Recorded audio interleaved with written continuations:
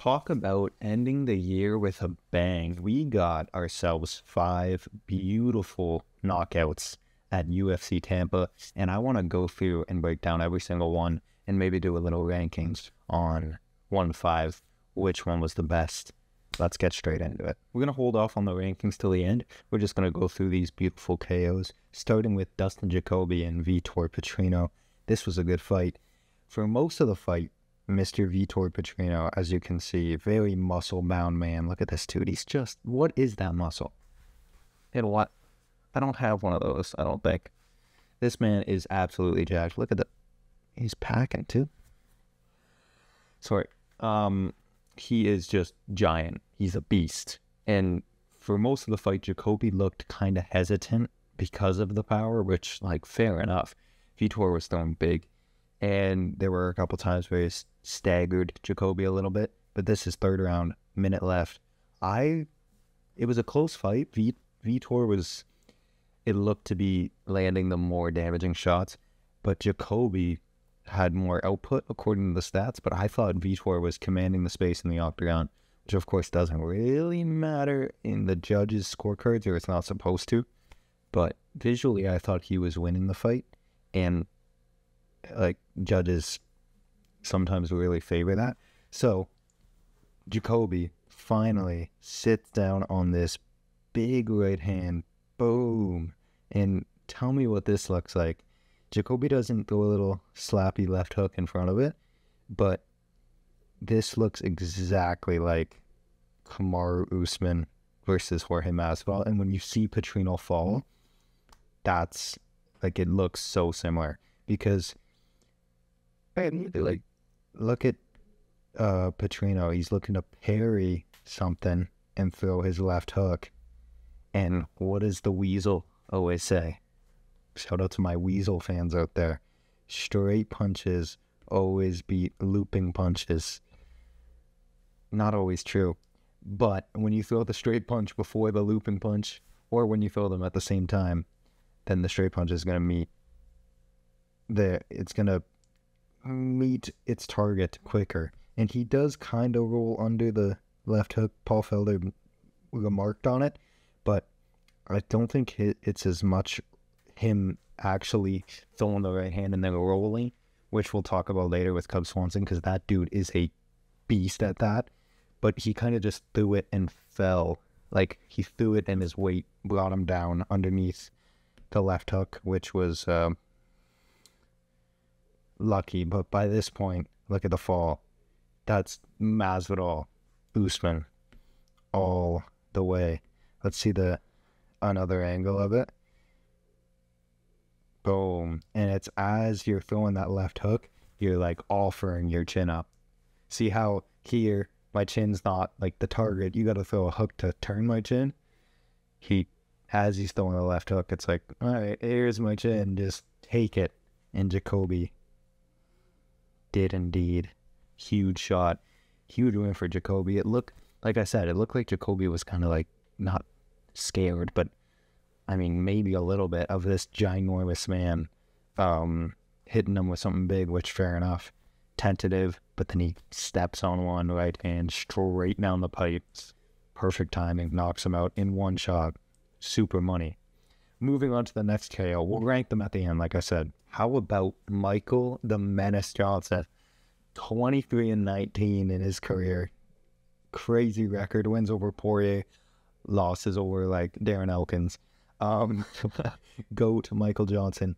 In this fight, okay, Ottman Zaitar came into the UFC looking like a scary power puncher, was knocking dudes out in scary ways. Then he got kind of fraud checked in his next two fights. Got knocked out in both of them. I think it was Frivola. And then, I don't know who was after that. I forget. But he got knocked out. And he was going into this fight, the underdog, against the very unreliable, sorry to say it, Michael Johnson. I was a little bit worried for Michael Johnson here, because Ahmed Zaitar's biggest weapon is this overhand right here. And you know what Michael Johnson loves to do to overhands? Get hit by them. Mainly in his fight against Diego Ferreira and Josh Emmett. He, like, parries with his rear hand down and leans back and just gets chinned by overhands in both of those fights. If you remember those knockouts, you can see it. He falls back, and it's always like a very vicious knockout. So I was like, okay, Ottman, pretty brutal. Michael Johnson, on paper, should win this way faster, way slicker, just a better fighter overall. But Ottman had that overhand that he throws, and I was worried. But look here, Michael Johnson keeps his hand up. It lands like almost through the guard, but his hand is up and he's not like pulling away to the side. Because like when he was getting caught by it, he'd like pull away and parry, and then he'd get hit. Here, he gets hit, but he's ready to return. And look at this tight, it's not even a hook. It's kind of a tight straight, which turns the chin of Ottman. And now we're in the pocket right here. Ottman, he's looking to throw his right hand, and then he's looking to throw his left hand and his right. But Michael Johnson feels this. He ducks underneath the right hand and loads up this one from his hip. From his hip, he loads this one up. He's like, ooh, you're about to feel this. And that right hook that he knocked out DP with. It's a very vicious right hook. And he's so fast. Like, he's maintained his speed. Maybe not, like, as quick as he was back in the day, but he still looked pretty fast from the hip. Ahmed Zaitar's falling forward after throwing a right hand like this. He can throw his right hand. He's probably looking to maybe throw a left, but he's, look at this position. This position is not a good position when this shot is coming right there. Let me play it. Oh.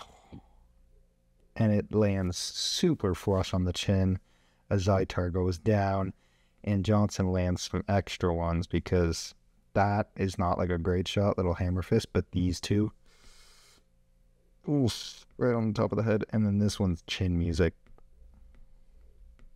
Oh, yeah, he didn't need those, basically.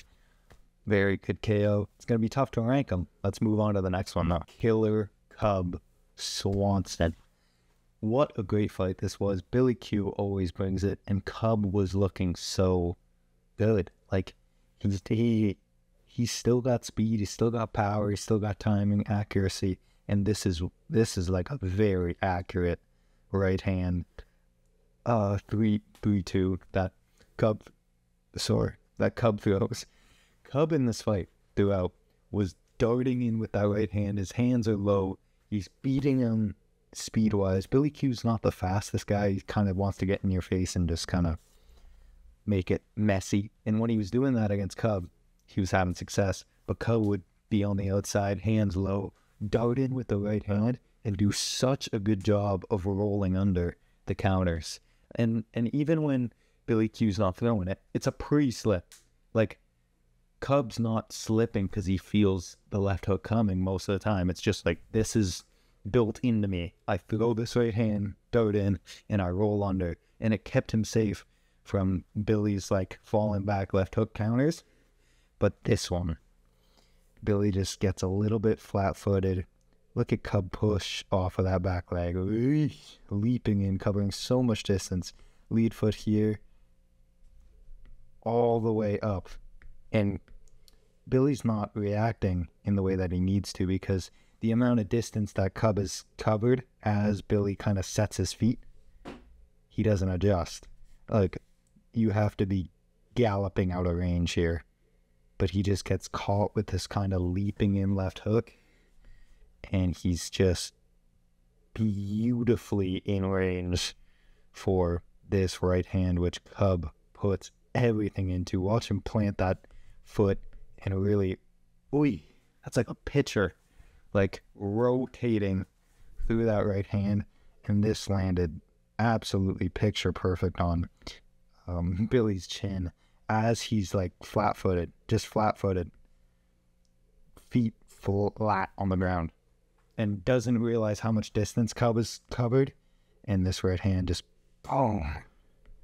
sleeps him instantly. It made me sad to see, because Billy Q's a good fighter, tough fighter, but Cub's a legend. So, like, it's just a bad knockout. And Billy Q's been knocked out bad a couple times now. Edson got him pretty bad. Cub just got him really bad. But good for Cub Swanson, man. If he retires like that, that's a great way to retire. Oh, just sleep some. And the head on the back, I'm glad I'm covering it because his head clatters against the octagon. Cub knows it instantly. Maybe there's a close-up to show the accuracy of the shot. Look at that.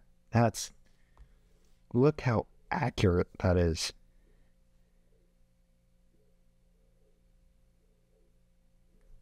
That is exactly where you want to land a punch if you want to knock out. Wait, I saw this. This is kind of cool. Thoughts? Yeah, that was nasty. Nasty. The rankings are going to be hard. Moving on to the next one, though. Sean Woodson, the battle of the lanky featherweights, and the lankier one wins out. Sean Woodson has the longest legs I've ever seen for a featherweight. His legs have to be like 5'4", and that's Henry Cejudo's size. So that's insane. Watch him go. Left hook. Brings the guard up. Padilla's up here. Right hand. And that uppercut is sneaky. He doesn't, like, turn it over. I don't know how you'd call it. He doesn't turn it over like a normal uppercut in close. He throws it like this with these two knuckles. Boom. That makes it a little bit longer than this one. Boom. And the shoulder can actually stay up when you throw it like that. Like with it. But this one, it's a little bit, I mean, you can get behind it. I don't know what I'm saying. But either way, he throws it like boom. And that is so accurate as well. Turns the chin of Padilla. This rocks him. The left hook is behind the ear. That doesn't help the equilibrium. Big word, spell it. And then leaping into a right hook. I want to get to this angle because this shows the stance versatility of Woodson. Woodson's in orthodox here. Lands that beautiful uppercut. And that left hook clubs Padilla. And instead of switching into orthodox, maybe giving Padilla a little bit, like a second more to recover and get his feet under him, he follows him in the southpaw stance and lands a right hook. Boom. Power hand, now his lead hand. And perfect accuracy here. Chin Padilla, and that's like it. This is something that Marvin Hagler used to do a lot. One of the greatest switch hitters of all time. Terrence Crawford does it as well. But you throw punches in a stance, and if your opponent's circling out to your power side and they're escaping, it's harder to escape someone's non-power side because of the foot. So if, like, for example, if he's going this way, then you can like kind of shuffle with them, close them off with the lead hook. But when they're shuffling into the power side, obviously they're shuffling into your power, but they have more room to like escape. I don't know if that even makes sense because you can throw the rear side attacks, but as they escape, sometimes, like say they get past your right hand, that's what I'm trying to say. So hear me out. If you're still here, I appreciate you because I'm yapping. But once they get past your right hand, so say you throw your right hand, your opponent is by your right hand now, till you have to pivot to get back in front of them, facing them. But what Hagler, Terrence Crawford, and what Sean Woodson did really good right here is once they pass the line of the right hand, you just switch southpaw, and now you're right back in line with them.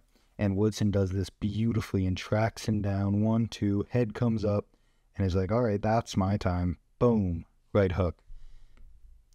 Closes the show, and the left hook, or the left hand that ended is also accurate, but he was already on his way down.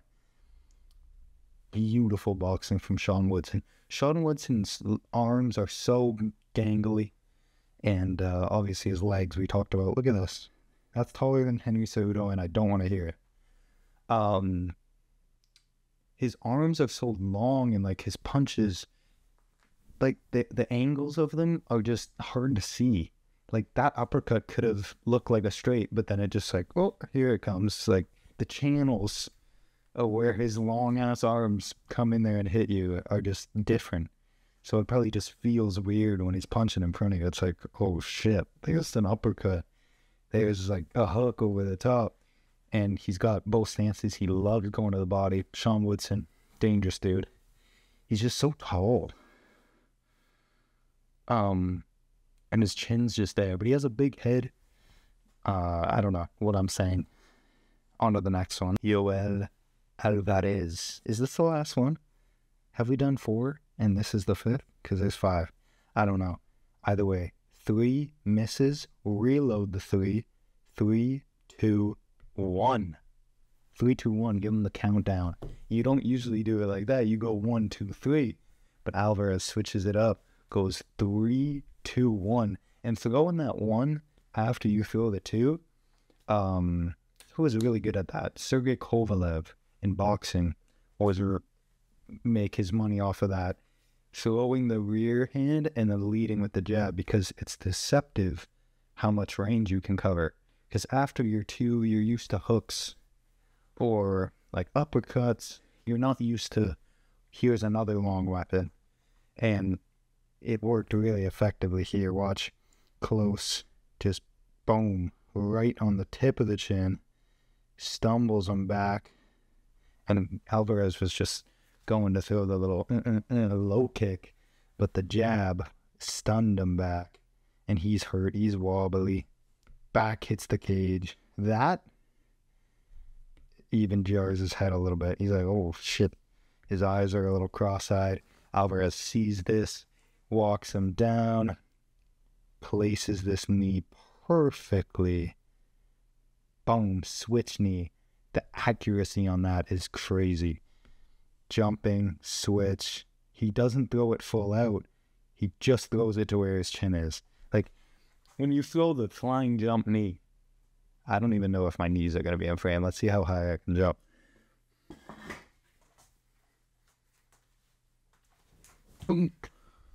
So unathletic looking, because I am unathletic.